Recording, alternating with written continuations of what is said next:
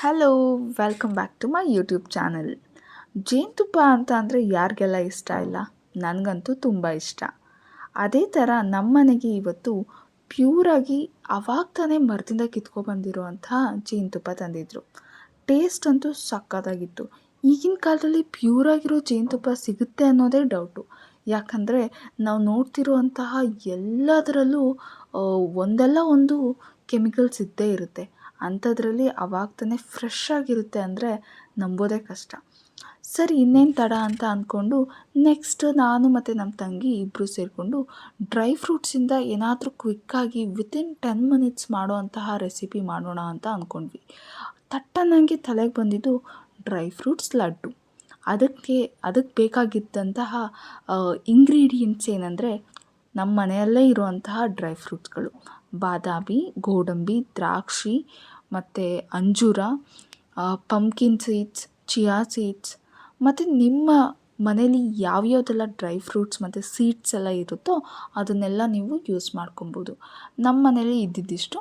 So ನಾವು ಕ್ವಿಕ್ಕಾಗಿ ಏನಾದರೂ ಮಾಡೋಣ ಅಂದ್ಕೊಂಡು ಸ್ಟಾರ್ಟ್ ಮಾಡಿದ್ವಿ. ಪಿಸ್ತಾ ಎಲ್ಲ ಸಿಪ್ಪೆ ಎಲ್ಲ ಬಿಡಿಸ್ಕೊಂಡು, ಶೆಲ್ಸ್ ಎಲ್ಲ ರಿಮೂವ್ ಮಾಡಿಕೊಂಡು, ನೋಡಿ ಈ ಥರ ಎಲ್ಲ ಸೆಗ್ರಿಗೇಟ್ ಮಾಡಿ ಇಟ್ಕೊಂಡಿದ್ದೀವಿ. ಇವಾಗ ಒಂದು ಬಾಣಲಿ ತೊಗೊಂಡು ಒಂದೊಂದಾಗಿ ನಾವು ತುಪ್ಪದಲ್ಲಿ ಉರಿಯೋಕ್ಕೆ ಸ್ಟಾರ್ಟ್ ಮಾಡ್ತೀವಿ. ನಾವು ಇಲ್ಲಿ ತುಪ್ಪ ಯೂಸ್ ಮಾಡ್ತಿರೋದು ಕೂಡ ನ್ಯಾಚುರಲ್, ಮನೇಲೇ ಮಾಡಿರೋಂಥ ಹೋಮ್ ಮೇಡ್ ತುಪ್ಪ. ನಮ್ಮ ಮನೇಲಿ ಆದಷ್ಟು ನಾವು ಹೋಮ್ ಮೇಡ್ ಇಂಗ್ರೀಡಿಯೆಂಟ್ಸ್ನೇ ಬಳಸ್ತೀವಿ. ಯಾಕಂದರೆ ನಾವು ಯಾವುದು ಪ್ಯೂರಾಗಿದೆ, ಗುಡ್ ಕ್ವಾಲಿಟಿ ಅಂತ ಅಂದ್ಕೊಂಡಿರ್ತೀವೋ ಅದು ಗುಡ್ ಕ್ವಾಲಿಟಿ ಆಗೇ ಇರಲ್ಲ. ಶುಂಠಿ ಬೆಳ್ಳುಳ್ಳಿ ಪೇಸ್ಟ್ ಆಗಿರ್ಬೋದು, ಮತ್ತು ಖಾರ ಪುಡಿ ಪೌಡರ್, ಸಾಂಬಾರು ಪುಡಿ ಪೌಡರ್, ಎಲ್ಲದರಲ್ಲೂ ಒಂದಲ್ಲ ಒಂದು ಕೆಮಿಕಲ್ಸ್ ಇದ್ದೇ ಇರುತ್ತೆ, ಪ್ರಿಸರ್ವೇಟಿವ್ಸ್ ಇರುತ್ತೆ. ಮತ್ತು ಅದನ್ನು ಮಾಡೋ ರೀತಿ ಕೂಡ ನಮಗೆ ಗೊತ್ತಿರಲ್ಲ. ಅದೇ ನಮ್ಮನೇಲೇ ಮಾಡೋದಾದರೆ ನಮಗೆ ಆದಂಥ ಒಂದು ರೆಸ್ಪಾನ್ಸಿಬಿಲಿಟಿ ಇರುತ್ತೆ.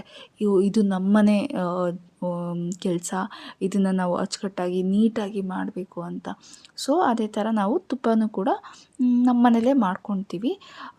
ನಿಮಗೂ ಯಾರಿಗಾದ್ರೂ ಹೋಮ್ ಮೇಡ್ ತುಪ್ಪ ಹೇಗೆ ಮಾಡೋದು ಅಂತ ರೆಸಿಪಿ ಬೇಕಿದ್ದರೆ ನನಗೆ ಕಮೆಂಟ್ ಮಾಡಿ, ಸೊ ದಟ್ ನಾನು ನಿಮಗೆ ನನ್ನ ಅಪ್ಕಮಿಂಗ್ ವೀಡಿಯೋಸಲ್ಲಿ ಅದನ್ನು ಕೂಡ ಆ್ಯಡ್ ಮಾಡಿಕೊಂಡು ನಿಮಗೆ ನ್ಯಾಚುರಲ್ ಹೋಮ್ ಮೇಡ್ ತುಪ್ಪನ ಮಾಡೋದು ಹೇಗೆ ಅಂತ ತೋರಿಸ್ಕೊಡ್ತೀನಿ.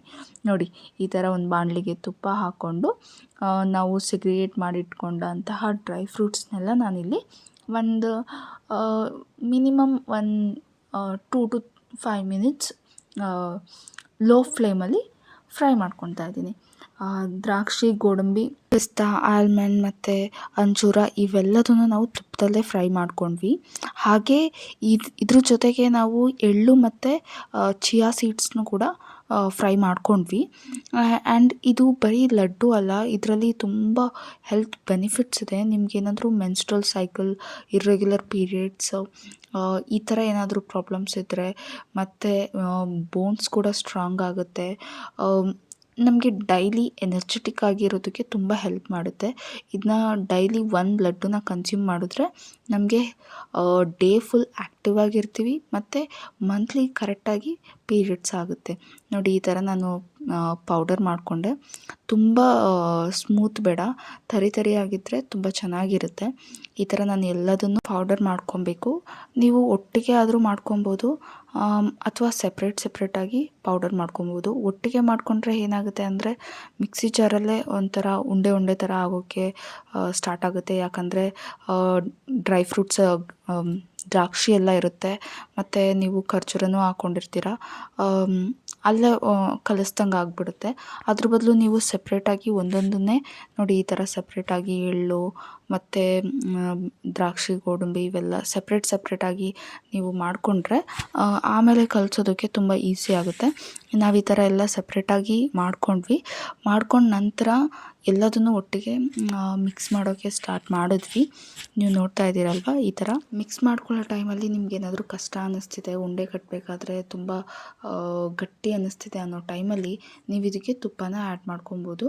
ತುಂಬ ಸಾಫ್ಟಾಗಿ ಆಗುತ್ತೆ ಆವಾಗ.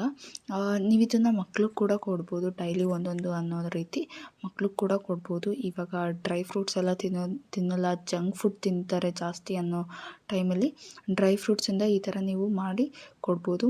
ಮಕ್ಕಳಿಗೆ ಸ್ನ್ಯಾಕ್ಸ್ ಥರ, ಈವ್ನಿಂಗ್ ಸ್ನ್ಯಾಕ್ಸ್ ಥರನೂ ಕೊಡ್ಬೋದು. ಇದು ವೇಸ್ಟ್ ಆಗೋ ಅನ್ನೋ ಥರ ಯಾವುದೂ ಇಲ್ಲ ಇಲ್ಲಿ. ಎಲ್ಲರೂ ತಿನ್ಬೋದು. ಎಲ್ಲ ಥರನೂ ಯೂಸ್ ಆಗುತ್ತೆ. ನೋಡಿ, ಒಂದು ಉಂಡೆ ಕಟ್ತಾ ಇದ್ದೀನಿ ನಾನು ನಿಮಗೆ. ನೋಡೋದಕ್ಕೆ ಎಷ್ಟು ಕ್ಯೂಟಾಗಿದೆಯೋ, ತಿನ್ನೋದಕ್ಕಷ್ಟೇ ಸ್ವೀಟಾಗೂ ಇದೆ, ಚೆನ್ನಾಗೂ ಇದೆ, ಹೆಲ್ತಿಯಾಗಿದೆ ಮೋಸ್ಟ್ ಇಂಪಾರ್ಟೆಂಟ್ಲಿ. ಇದೇ ಥರ ನಿಮಗೇನಾದರೂ ಒಳ್ಳೆ ವೀಡಿಯೋಸು ಮತ್ತು ಹೆಲ್ತಿ ರೆಸಿಪೀಸ್, ಗುಡ್ ಕಂಟೆಂಟ್ ಇರೋ ವೀಡಿಯೋಸ್ ಬೇಕಂದರೆ ನನ್ನ ಚಾನಲ್ನ ಸಬ್ಸ್ಕ್ರೈಬ್ ಮಾಡಿ. ಹಾಗೆ ಲೈಕ್ ಮತ್ತು ಶೇರ್ ಕೂಡ ಮಾಡಿ. ನೋಡಿ ಎಷ್ಟು ಚೆನ್ನಾಗಿ ಕಾಣಿಸ್ತಿದೆ ಅಲ್ವಾ? ಇನ್ನೇನು ತಡ, ಡೈಲಿ ಒಂದೊಂದು ಮಾಡ್ಕೊಂಡು ತಿನ್ನೋದೆ. ನೀವು ಇದೇ ಥರ ಮಾಡ್ಕೊಂಡು ತಿನ್ನಿ. ಮತ್ತು ನನಗೆ ಕಮೆಂಟ್ ಬಾಕ್ಸಲ್ಲಿ ಹೇಳಿ ಹೇಗಿತ್ತು ಡ್ರೈ ಫ್ರೂಟ್ಸ್ ಲಡ್ಡೂಸ್ ಅಂತ. Thank you so much for watching.